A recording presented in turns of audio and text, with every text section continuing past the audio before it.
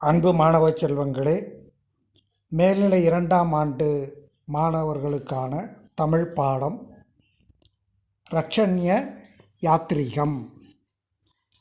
இந்த ரட்சண்ய யாத்திரிகம் என்பது ஒரு மதம் சார்ந்த ஒரு பாடல்.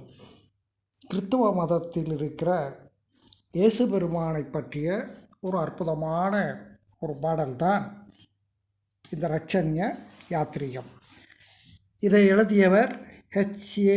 கிருஷ்ணர் பிள்ளை அப்படிங்கிறவர், கிருஷ்ணனார் அப்படின்னு கொடுத்துருக்காங்க. அவர் ஹென்றி ஆல்பர்ட் அப்படிங்கிறதான் H.A. அப்படிங்கிற பொருள். அவர் எழுதின நூலுக்கு ரட்சண்ய யாத்திரிகம் அப்படின்னு பேர். அது மட்டும் இல்லை, அவர் போற்றி திரு அகவல், ரட்சண்ய மனோகரம், இப்படி பல நூல்களெல்லாம் எழுதியிருக்காரு. இவர் மிகச்சிறந்த புலமை வாய்ந்தவர், ஆங்கிலேயர். அதனால் இவர் பார்த்திங்கன்னா ஹென்றி ஆல்பர்ட் அப்படின்னு சொல்லும்போதே உங்களுக்கு தெரியும், அவர் தமிழர் அல்ல அப்படிங்க.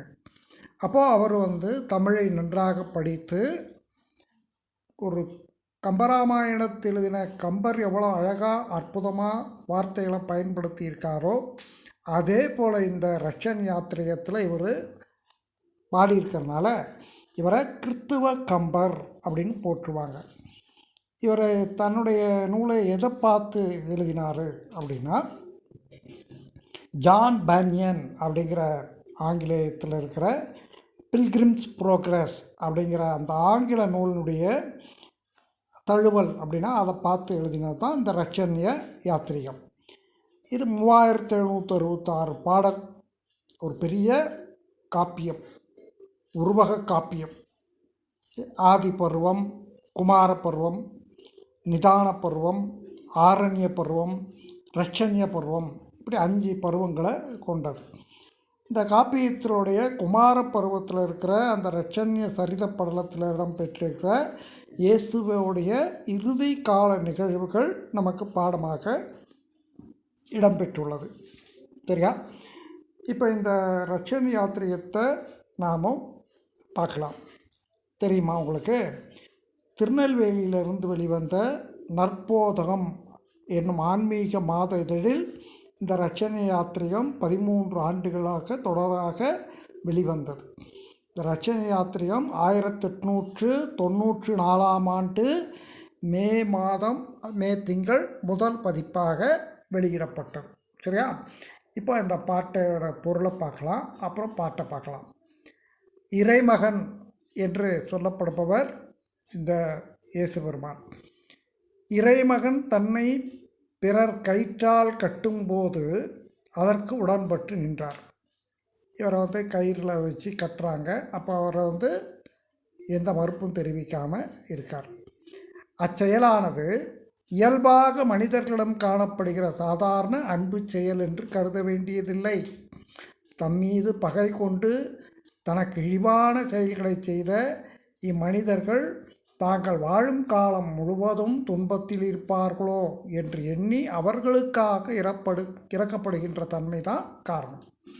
அப்போ பகைவனுக்கும் அருள்வாய் நன்னெஞ்சே அப்படின்னு பாரதியார் சொன்ன மாதிரி இந்த பகைவர்களிடத்தில் அவருக்கு இரக்கம் இருந்தது. அந்த அன்புங்கிற உறுதியான கட்டிலிருந்து விடுபட முடியாமல் தான் எந்த உதவியும் பெற இயலாத ஒரு ஏழையைப் போல அமைதியாக இருந்தார், அமைதியுடன் நின்றார். இதை நீங்கள் எண்ணி பாருங்கள். ஒரு யாராவது நமக்கு துன்பம் கொடுத்தாங்கன்னா நாம் சும்மா இருப்போமா? திருப்பி அவங்கள ஏதாவது பழி வாங்கணும் அப்படின்னு நினைப்போம். அன்பு செலுத்துவோமா? செலுத்த மாட்டோம். நமக்கு துன்பம் கொடுக்குறாரு, அவருக்கு நாம் ஏன் போய் அன்பு செலுத்தணும்னு இருப்போம். ஆனால் இயேசு பெருமானுடைய அவதாரமே அன்பின் உருவம், தியாகத்தின் சீலர் அவர். அதனால் அவர் என்ன பண்ணுறாரு? அன்பின் வழியில் கட்டுப்பட்டு இருக்கார். அவரை கட்டுறாங்க. கொடியோர் ஒன்று கூடி கூறிய இகழ்ச்சி மொழி என்னும் கொடிய தீ கொல்லியானது. நெருப்பை அள்ளி கொட்டுற மாதிரி வார்த்தைகளை வீசுகிறாங்க. அதை நாவினால் சுட்ட வடு அப்படி சொல்கிறாங்க. அதாவது வள்ளுவர் சொல்வார் இல்லையா, தீயினால் சுட்ட புண் உள்ளாரும், ஆறாதே நாவினால் சுட்ட வடு அப்படின்னு.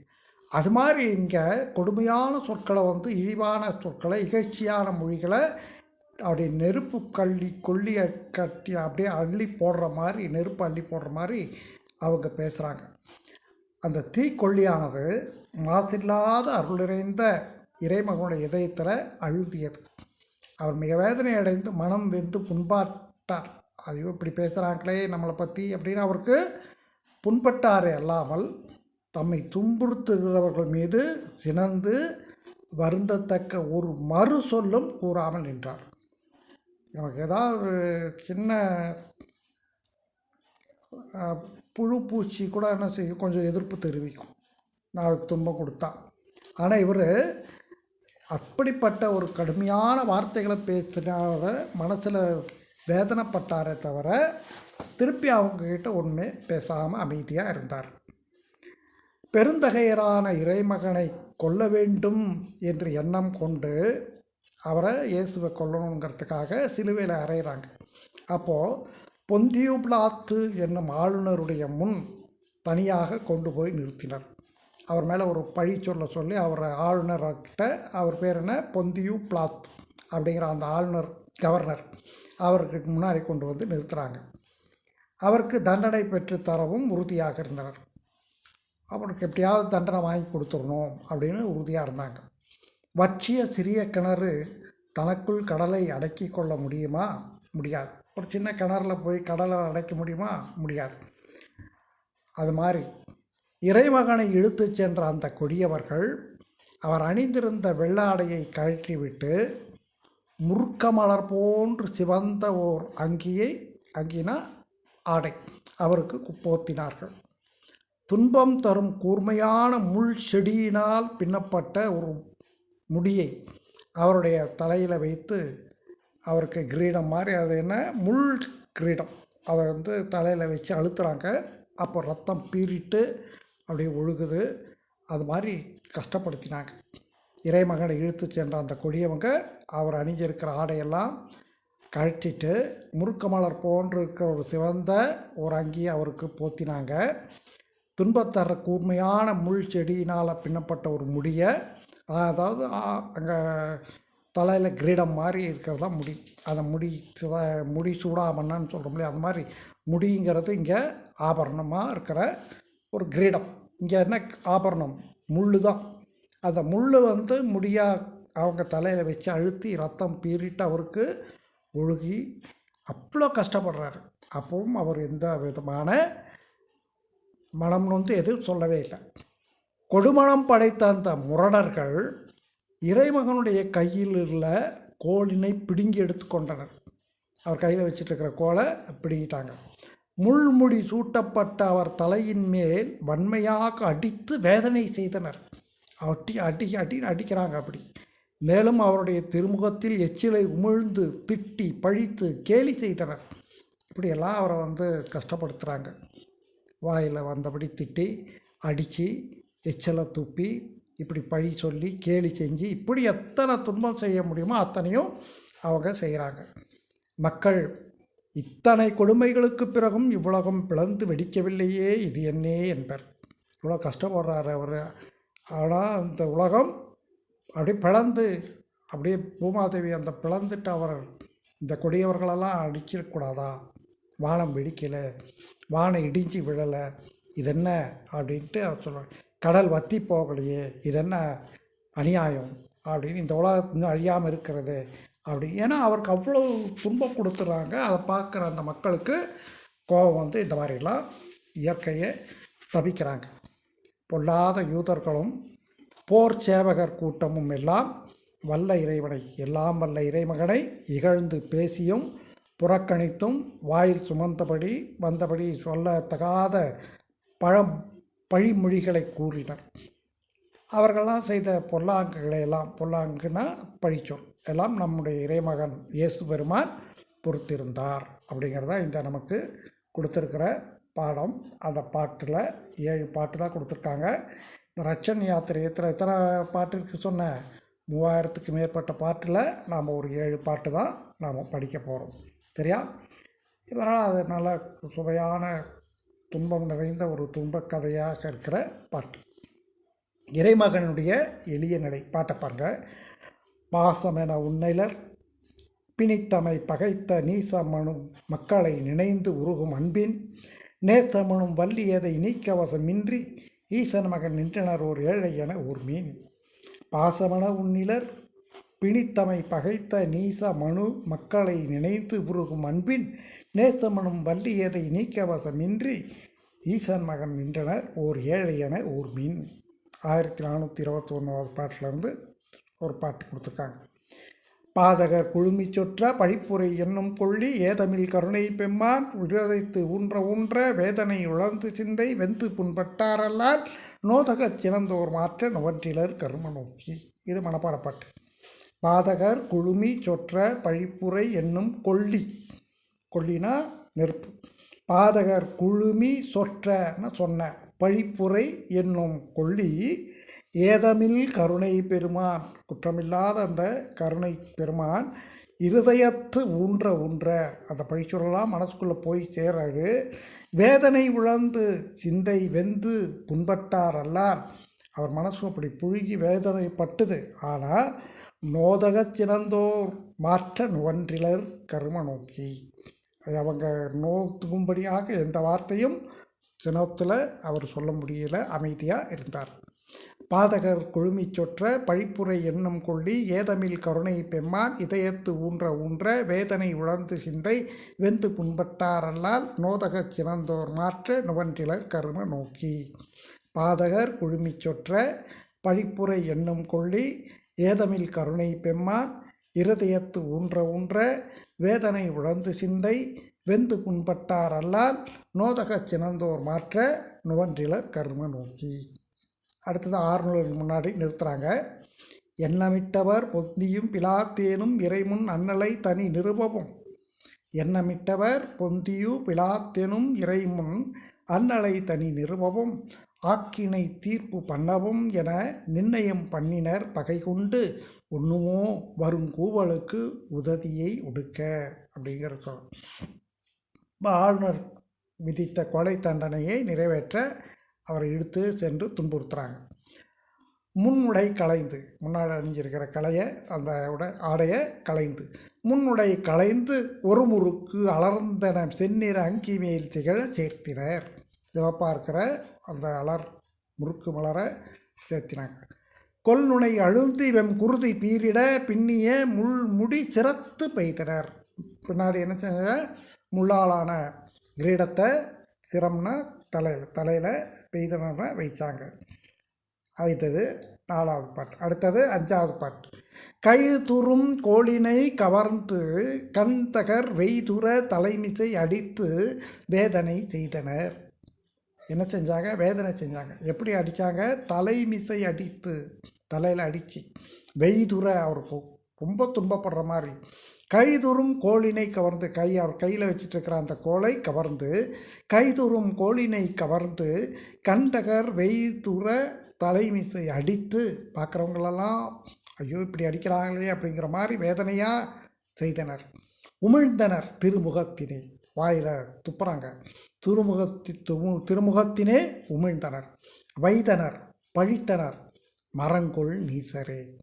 அப்படிப்பட்ட நீசர்னா கடையானவர்கள், ரொம்ப இழிவானவர்கள், கேவலமானவர்கள். அப்படிப்பட்ட அந்த கொடியவர்கள் பகை காரணமாக வைத்தனர் பழித்தனர். வைத்தல்னா திட்டுறது, பழிச்சொல்ல சொல்கிறாங்க. இதெல்லாம் பார்த்து மக்கள்லாம் என்ன செய்கிறாங்க, புலம்புறாங்க. எப்படி புலம்புறாங்க, என்குள் மேதினி கீண்டு வெடித்திலதென்பார். மேதினி கீண்டு வெடித்திலது என்குள், இன்னும் இந்த உலகம் பிளக்கலை அப்படிங்கிறாங்க. என்குள் வானம் இடிந்து விழுந்துள்ளது என்பார். இந்த உலகத்தில் இருக்கிற வானம் அது இடித்து விழுகலை, இடித்து விழுகலாமா, இடி தலையில் விழுகாமல் இருக்கே அப்படிங்கிறாங்க. என்குள் வானம் இடிந்து விழுந்துள்ளது என்பார். என்குள் வாரதி நீர் சுவராததும் என்பார். சுவராதுன்னா வற்றலை, வாரதினா கடல். இந்த கடலெல்லாம் வற்றி போகாமல் இருக்கே அப்படிங்கிறாங்க. என்குளோ முடிவு இத்துணை தாழ்ந்ததும் என்பார். இதெல்லாம் எப்படிப்பட்டதெல்லாம் ஏன் இயற்கை தாழ்ந்து போச்சு அப்படின்னு சொல்கிறாங்க. பொல்லாங்கு பொறுத்தல். பொல்லாத யூதர்களும் போர் சேவகர் குழுவும் வல்லானை எள்ளி புறக்கணித்து, பொல்லாத யூதர்கள் அவங்க போர் சேவகர் குழு, அவங்கெல்லாம் என்ன செஞ்சாங்க, வல்லானைனா இங்கே இயேசு பெருமானை எள்ளி புறக்கணித்து வாய் மதமாய் சொல்லாத நிந்தை மொழி சொல்லித்து சொல்லாத வார்த்தையெல்லாம் சொல்கிறாங்க.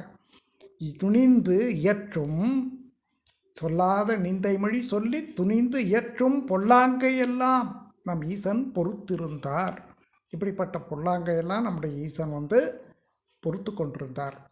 உன்னலிர் அப்படின்னா எண்ணாதீர்கள், பிணித்தமை கட்டியமை, நீச இழிந்த, நேசம் அன்பு,